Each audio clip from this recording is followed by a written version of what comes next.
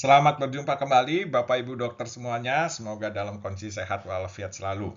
Bapak Ibu dokter yang saya hormati, pada kesempatan kali ini izinkan saya mengulas secara singkat mengenai the gram negatif resistant bacteria ya, dan terutama di sini peran dari carbapenem ya. Seperti kita ketahui, carbapenem adalah antibiotik yang mungkin cukup sering ya kita gunakan dalam praktek klinik sehari-hari, terutama kalau mentata laksana kasus-kasus infeksi yang berat ya. Nah, tapi ini kita lihat ya, di mana fungsi atau letak carbapenem pada gram negatif resistan bakteria.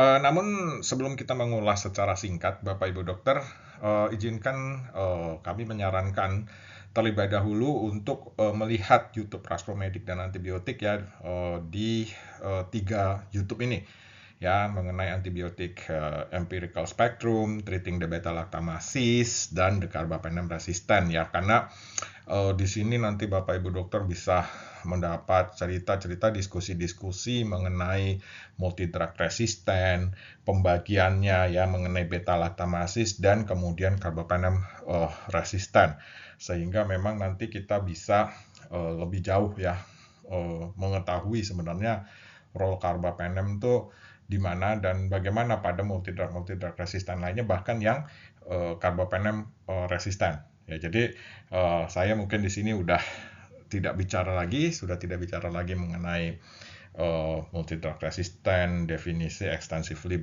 pan-drug resistant dan sebagainya.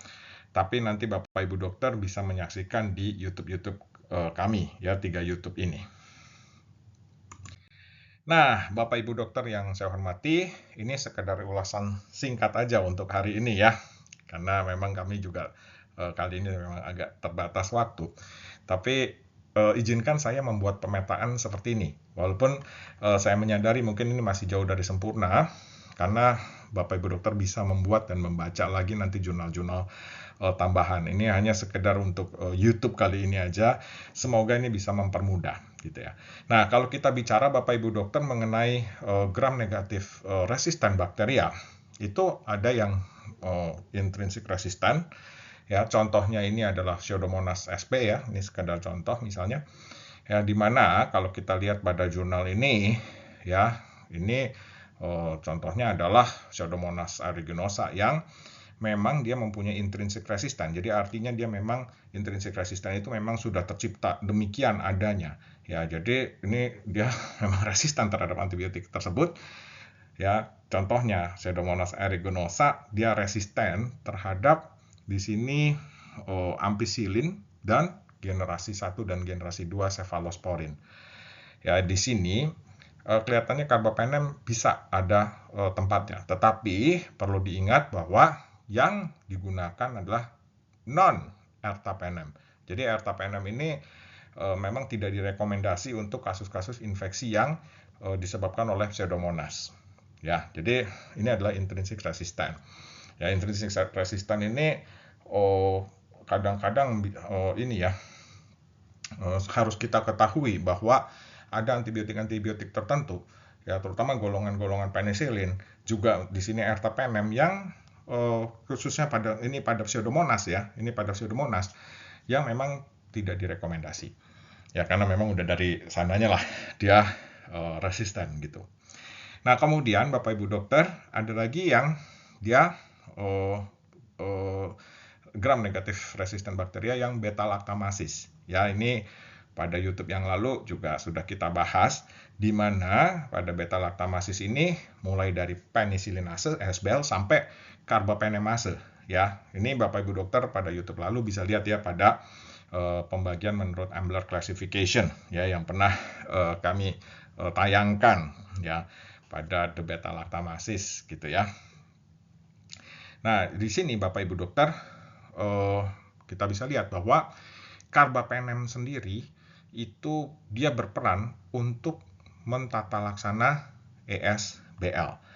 Ertapenem bisa untuk ESBL, tetapi yang bukan pada infeksi Pseudomonas. Jadi ertapenem bisa untuk ESBL, tapi dia tidak direkomendasi pada infeksi kalau kuman penyebabnya itu adalah Pseudomonas.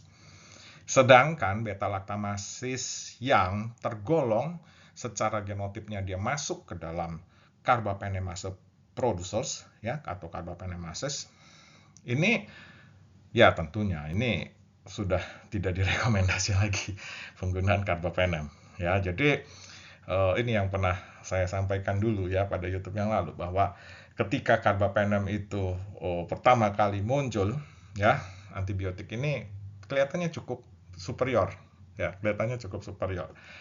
Tapi sekarang dengan perkembangan-perkembangan yang ada carbapenemasis, ditambah lagi di sini ada non carbapenemase carbapenem resisten ya. Di sini kita lihat bahwa kuman gram negatif itu bisa menjadi resisten terhadap carbapenem melalui dua mekanisme. Yang pertama memang dia melalui carbapenemase producing ya, memproduce carbapenemase.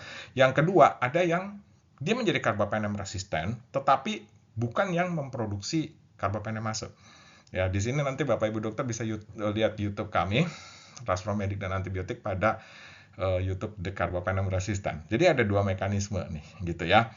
Ya, di sini tentunya carbapenem sudah bukan lagi menjadi rekomendasi. Ya, pada kasus-kasus yang Carbapenemase producers ya, di sini banyak yang digunakan serta Sidimavibactam misalnya, itu pun pada genotip-genotip tertentu, ya, gitu. Dan juga di sini juga bisa digunakan ceftalosan tazobactam gitu ya pada yang non carbapenemase carbapenem resisten.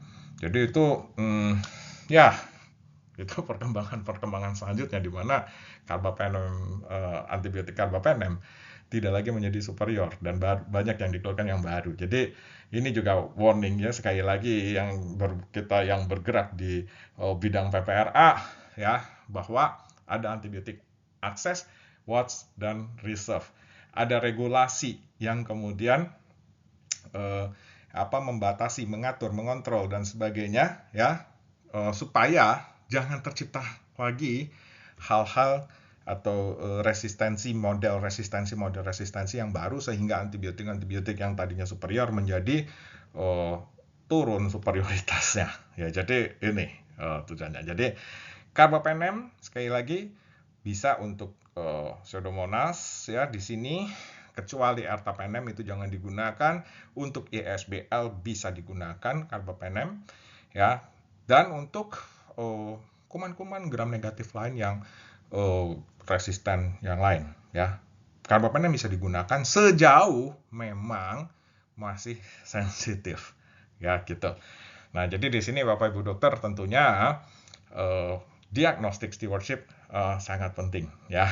Penggunaan antibiotik seperti ini bisa memang ya dalam kondisi yang seperti carbapenem ini misalnya, dalam kondisi yang mengancam, dalam kondisi yang memang diperlukan, memang bisa digunakan secara empirik, tetapi memang harus mengikuti regulasi yang berlaku secara nasional, berlaku secara global ya, untuk pengendalian resistensi antimikroba, dan memang tetap ya tentunya harus dikembangkan diagnostic stewardship yang baik sehingga di sini pemberian antibiotik definitif bisa dilakukan, dan tentunya ini akan mengurangi harapannya mengurangi penggunaan antibiotik secara konsumtif ya, gonta-ganti empirik dan coba sana coba sini seperti itu.